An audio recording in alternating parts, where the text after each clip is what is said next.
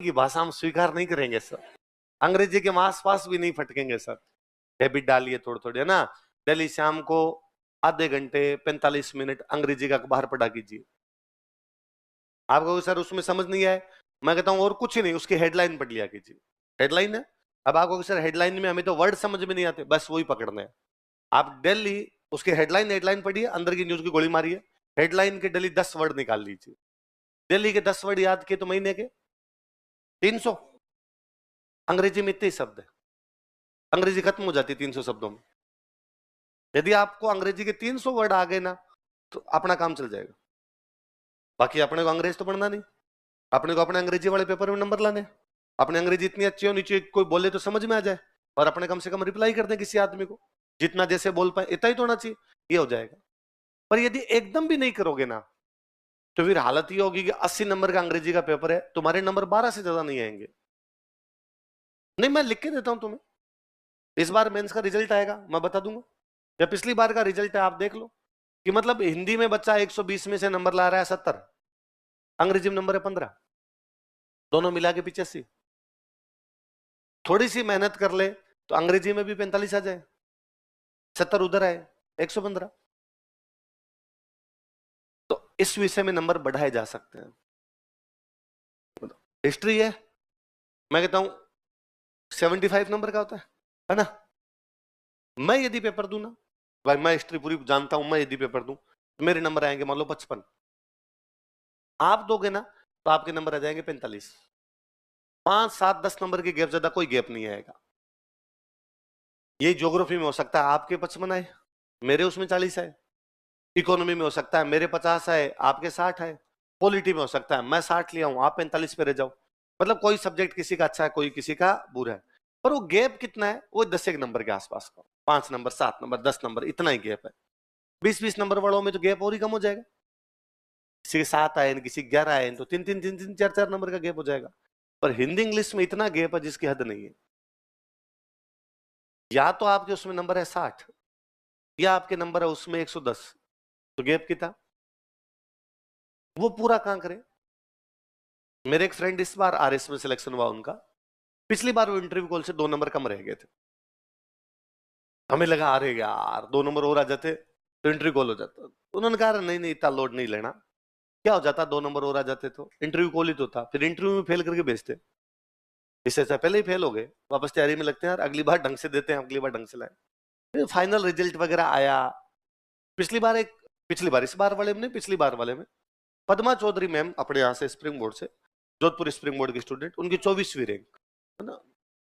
उनके हिंदी इंग्लिश के पेपर में नंबर 148 200 में से।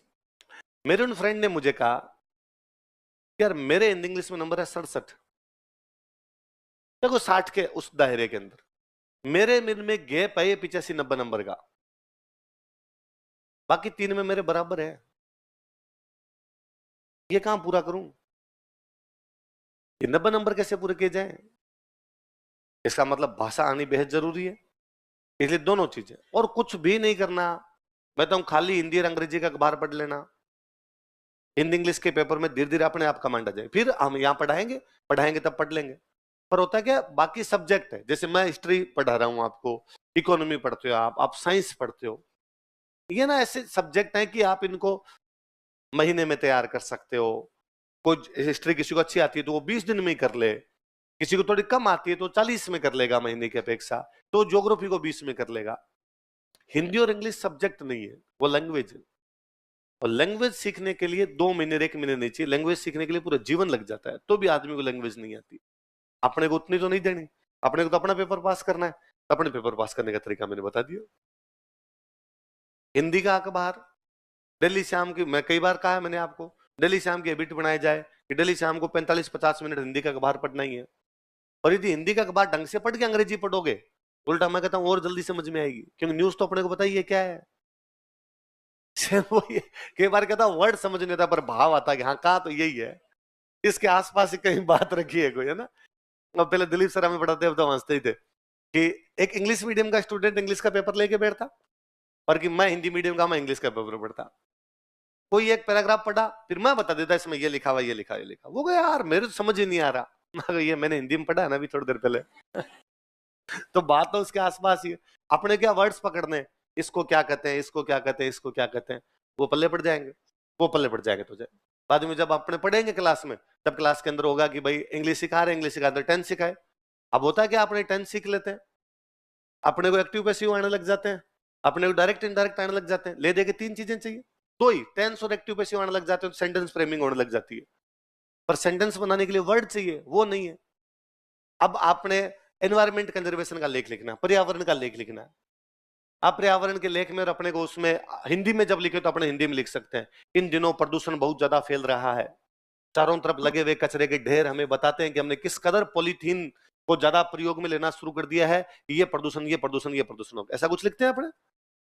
अब अंग्रेजी में ये सेम लाइन हमारे दिमाग में हिंदी में तो आई, पर अब कचरे के ढेर को अंग्रेजी में क्या कहते हैं ना, तो वो समझ में आ रहा है, चारों तरफ भी समझ में नहीं आ रहा कि क्या लिखे, सराउंडिंग लिखेंगे, इन फोर डायरेक्शन लिखेंगे, क्या लिखा जाए इसका, वो नहीं समझ में आ रहा।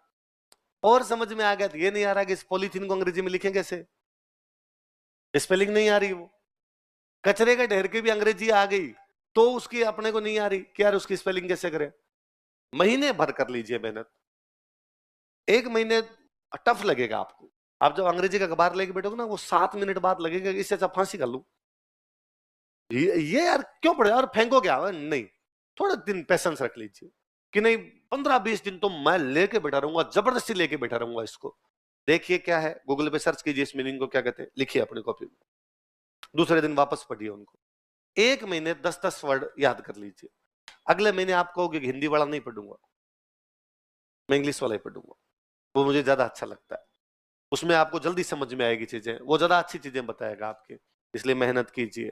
लैंग्वेज वाले पेपर में स्टूडेंट कहता है सर आप पढ़ाओगे नहीं, पढ़ाएंगे, हम खूब पढ़ाएंगे, जितना नहीं पढ़ाना चाहिए उससे ज्यादा पढ़ाएंगे, या जिसे पढ़ाना चाहिए उससे भी ज्यादा पढ़ाएंगे। या आप ये मान लीजिए कि भाई हिंदी इंग्लिश 2 महीने में होनी चाहिए तो अपने 3 में करेंगे उनको, आप कहते हो कि कमजोर रह गई तो 4 में कर लेंगे, पर फिर भी नहीं आती, क्योंकि क्लास का एक दायरा है, क्लास की एक लिमिटेशन है, उसमें कुछ सर्टेन वर्ड्स बताए जा सकते हैं, सर्टेन सेंटेंस सिखाए जा सकते हैं, उसको और आगे बढ़ाने के लिए यही है।